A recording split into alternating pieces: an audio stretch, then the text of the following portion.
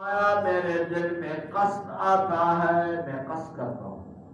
ان آمر بحطب کہ میں آرڈر دے دوں، حکم دے دوں کہ لکڑیاں اکٹھی کر دو، فیحتم لکڑیاں اکٹھی کر دی جائے، ثم آمر بالصلاۃ پھر میں نماز کا حکم دے دوں، فیؤذن لها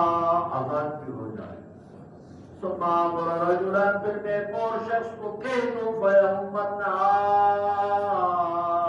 کہ آج تو نماز پڑھا، میں نے ایک اور کام کرنا ہے، تو نماز پڑھا، پھر میں کیا کروں؟ خود نماز پڑھانا کسی اور کو کہہ دوں، خود کیا کروں؟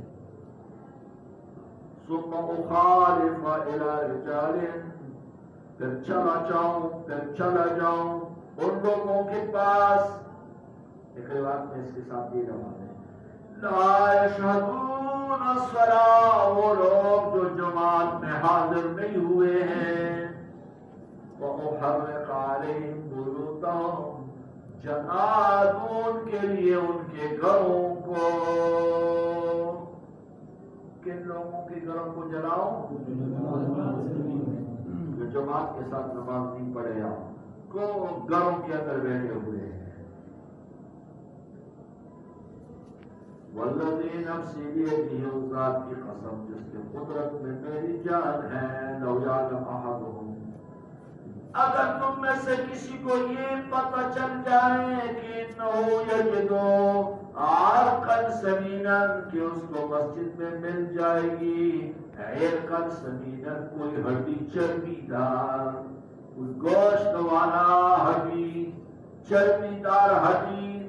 او مرباتین حسنتین، یا بکری کے کر اچھے سے مل جائیں گے،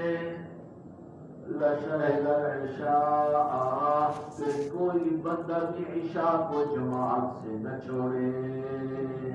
اگر یہ پتہ چل جائے کہ آج مسجد میں کسی نے دیگ لایا ہے اور تقسیم ہو رہا ہے، بریانی آ گئی ہے، لیکن شرط یہ ہے کہ جو نماز پڑھنے آئے گا اس کو بریانی ملے گی،